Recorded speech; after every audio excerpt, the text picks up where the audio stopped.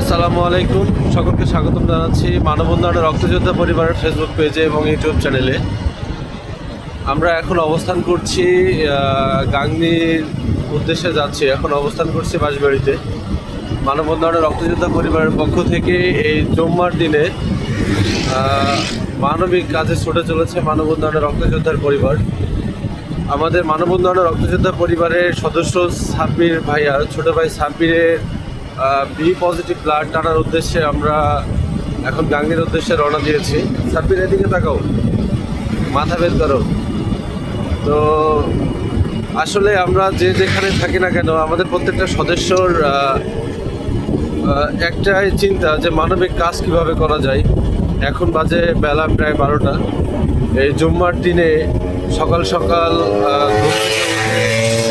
খাওয়া দাওয়া করে মানবিক কাজের উদ্দেশ্যে গোসল করে বের হয়ে পড়েছি, যাতে ব্লাড ট্রেনে রুগীকে ব্লাড পৌঁছায় দিয়ে আমরা আবার নামাজ পড়ে বাসায় ফিরতে পারি।